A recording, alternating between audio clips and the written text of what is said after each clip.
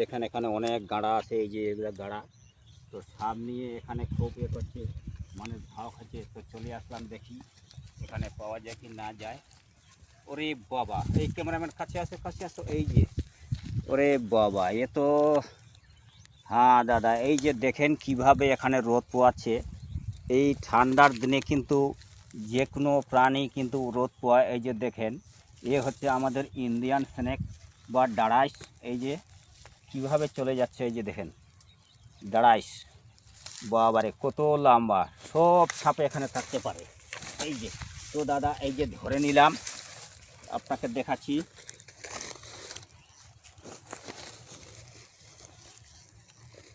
বাবারে বাবা, কত লম্বা, কত বড় দেখতেছেন। এই যে দেখতেছেন দাদা, খুব এই যে দেখতেছেন কত বড় না।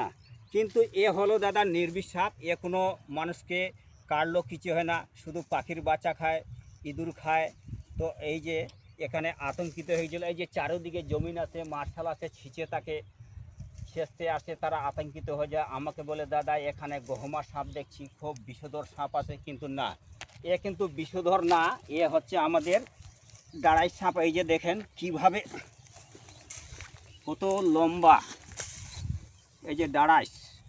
একে না, একে আমরা ধরবো না বা একে মারবো না। এই যে এখানে ঢিপির মধ্যে কিভাবে সুন্দরভাবে আছে। তো দাদা এই যে আস্তে, তোকে মারবো না, আস্তে। এ কিন্তু কিছুই করে না, এ সম্পূর্ণ নির্বিষ। এই যে আমি দুই হাত থেকে ধরে দেখাচ্ছি।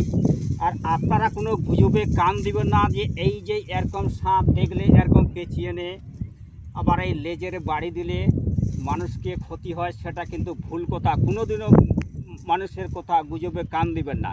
এই যে আমি হাতে বাড়ি দিচ্ছি বা গালে এই যে দিচ্ছি, কোনো কিছু হবে না। মানুষ বলে এর পিছনে কাটা আছে, কাটা দিয়ে মারবেন না, এগুলো কিন্তু ভুল কথা।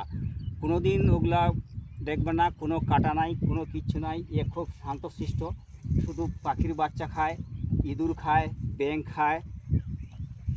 তো দাদা ভাইরা আপনারা কেউ মারবেন না। দাদা আমাকে ফোন করছিল যে এই যে এখানে এটা হলো আমাদের জায়গার নাম খিজুরতলা। তো এই যে আসে পেয়ে গেলাম, কীভাবে রোদ পোয়াচ্ছিল।